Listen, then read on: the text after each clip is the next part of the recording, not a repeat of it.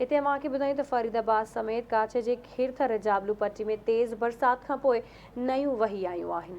नए सगरो दालान ऐं नए मज़राणी वही अचण बाद तेल गैस कंपनी जो रस्तो पाणी हेठि अची वियो आहे। केतिरनि ई ॻोठनि जो फरीदाबाद शहर सां ज़मीनी राब्तो बि कटिजी वियो आहे।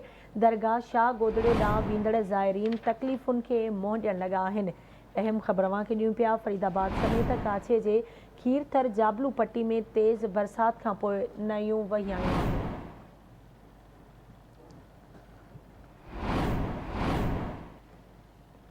फरीदाबाद समेत काछे जे खीरथर जाबलू पट्टी में तेज़ बरसात खां पोइ नयूं वही आयूं।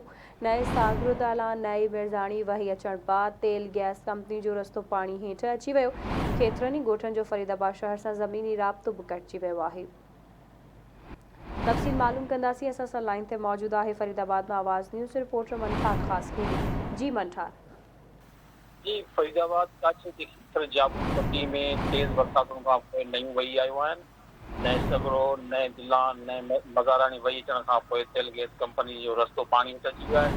जॾहिं त केतिरनि ई ॻोठनि जंहिंमें ॻोठ गड़तल नियो खान रिंद शाह गोदड़ो बोझड़ा ॿिनि ॻोठनि जो फरीदाबाद शहर सां ज़मीनी रस्तो कटिजी वियो आहे।